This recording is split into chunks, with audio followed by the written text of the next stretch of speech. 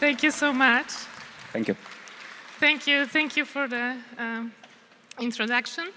I will be speaking today about research repositories, but before I start, I wanted to give a brief context information because I think it's important where the advice is coming from.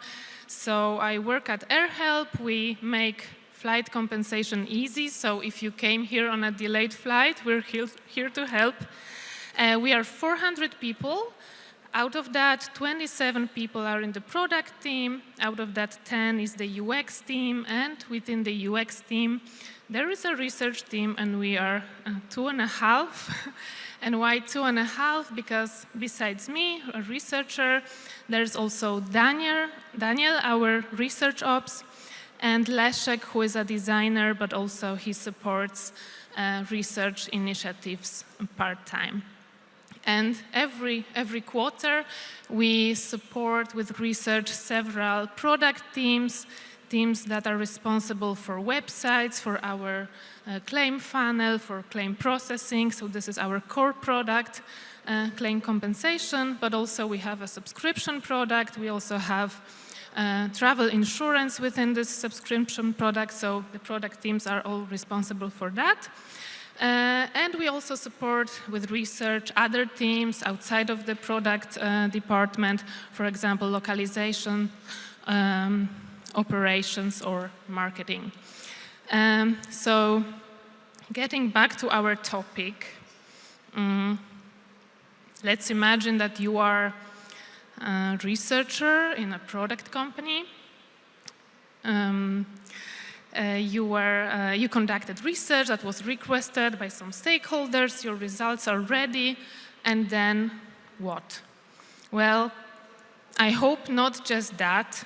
I hope your results are not just somewhere hidden in slides decks on some kind of drive. And actually, the story of inviting me here is a little bit funny because one person from the program council invited me after seeing me in some kind of online discussion about research democratization when I was apparently sharing some controversial opinions. And I guess that was the expectation that I come and stir things up. And I was wondering, okay, what controversial can I actually say about research repositories? I think what I'm about to say should not be controversial at all, but somehow it still is. And what I want to say is just give us the tools. Product leaders, decision makers, CEOs, give researchers tools to properly do our job. We don't expect developers to use this to write code. We don't expect HR to use this, right? We have HR platforms. We don't expect designers to use this to design, but somehow in many companies, researchers are still left with non-dedicated tools. And this is evidence-based frustration. It's based on some of my past experiences. It's based on many talks with other researchers, even here yesterday on WaysConf. And it's also based on one industry report, so user interviews. It's a platform to recruit participants. They asked more than 700 researchers to list their must-have research tools and their use cases. And 30% respondents did not mention a repository use case at all. And of course, important disclaimer, 21% of all those respondents were from agencies or were freelancers, so it was, I guess, not very relevant for them. But it still leaves quite a group of people from product companies. And while doing research in a product company without building any kind of repository reminds me a little bit of my little son. He sometimes tries to wash just one hand. I don't know, have you ever tried to wash just one hand? It's a lot of effort, but not so much impact.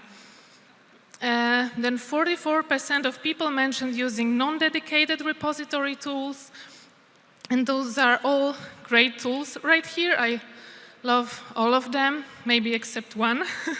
But let's not focus on that. So those are great tools, but those are sheets, those are whiteboards, slides, and so on. They were not meant to really build a research repository. And of course, if you use that and if it works, that's great. And I'm absolutely here not to criticize. I am here to advocate, because I think very often lack of dedicated tools in research is not a case of a lack of need.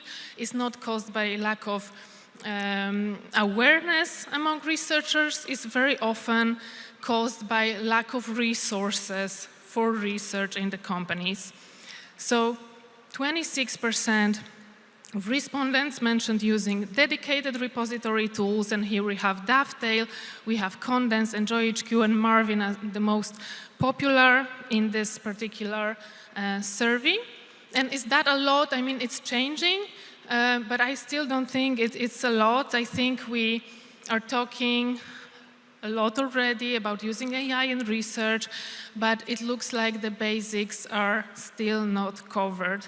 And using non-dedicated tools to build research repositories comes with a lot of issues, a lot of problems. They require extra effort to set up, to maintain. If you have to use several tools to do something, you have to link between the tools. That's a lot of effort. They are not great when it comes to search experience, searching raw data again, or searching across the studies. They do not support analysis. They are not easily accessible by stakeholders. For example, it's hard to set up several layers, let's say, of access, levels of access. They also don't simplify onboarding new employees, new researchers in the team, or onboarding freelancers or contractors. It's very hard to explain, to onboard someone in your big whiteboard with a lot of linked, for example, or summarized insights. It's hard to onboard someone in a very complicated structure in your drive. So they're also hard to scale. The more research you do, the harder it is to really stick with this tool. So why use a dedicated repository tools? I wanted to share 3 reasons that are based on implementing Condens at AirHelp, and we implemented Condens in January 2023. So the first thing is to streamline analysis. If you hear research repository and you think of a storage, then just know that this is just the tip of the iceberg, what those repository tools can do. The magic happens really in the researcher view of the repository tool. Here you see some kind of sample data, sample researcher view.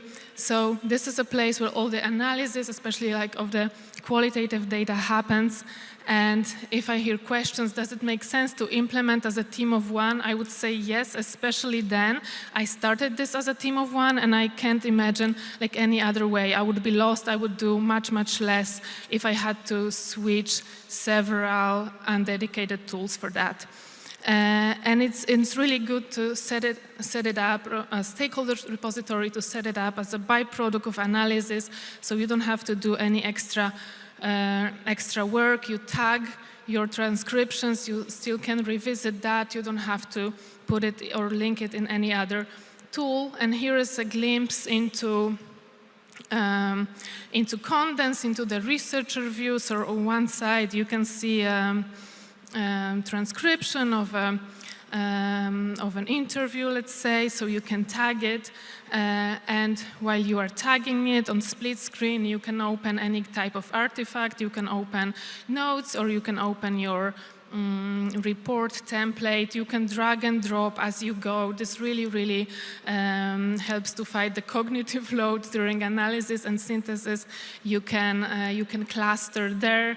Then you can, of course, look for certain filter for certain tags across all the interviews you did in that study.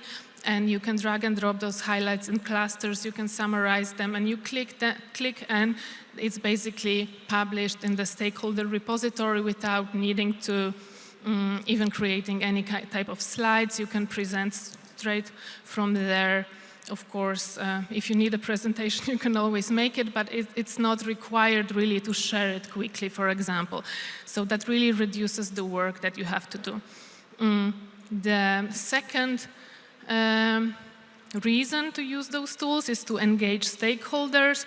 We also talk a lot about research democratization, usually in terms of preparing other people, preparing non-researchers to do research in the company, but actually it should start with democratizing access.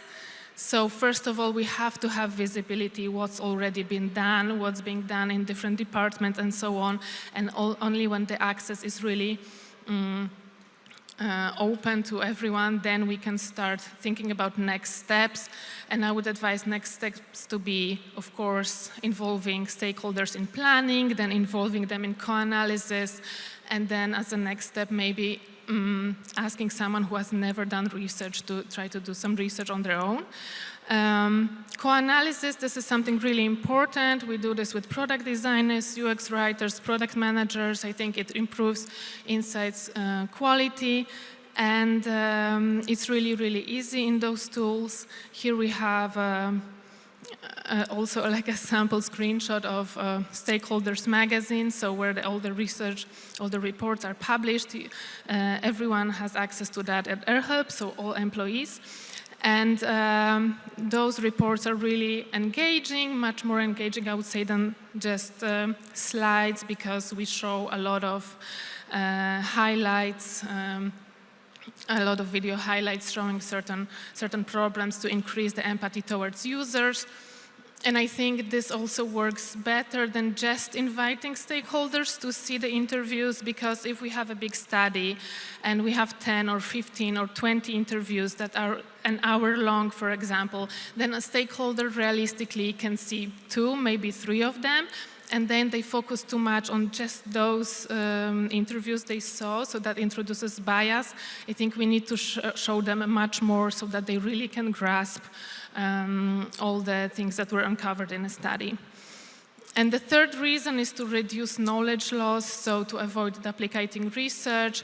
In our team, or when a new researcher is joining, of course, it's important so that they see what's been done, but also across all departments, to avoid a situation in which few departments are working on the same things. They're not aware that maybe something was already done before.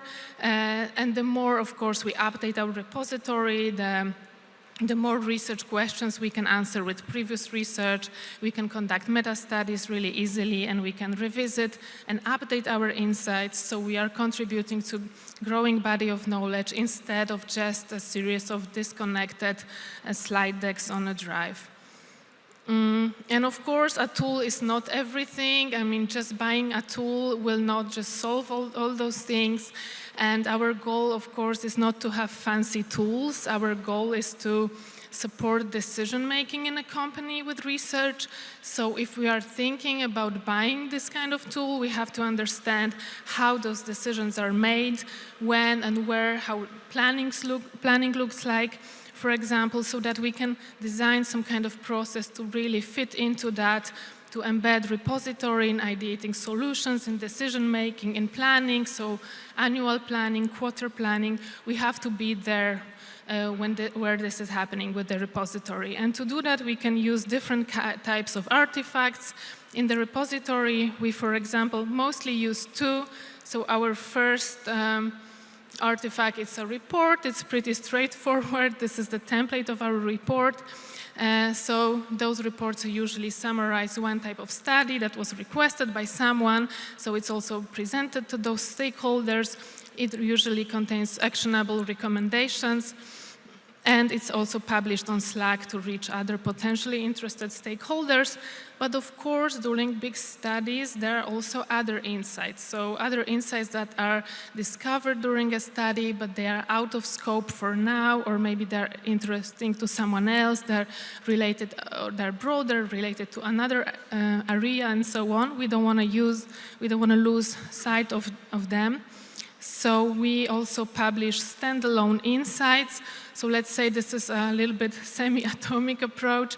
We also publish those kind of insights, and they also can have recommendations, but sometimes they're really broad and they only have, for example, how might we questions.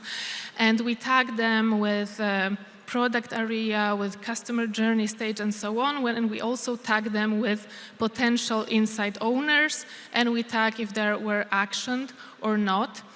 So then during planning, so for example, during quarter planning or annual planning, stakeholders can easily go to the repository. They can filter for something that's from their product area, that's an insight that has not been actioned yet, and that's assigned to them, and they can see and prioritize and choose something to take care of in the next, in the approaching time.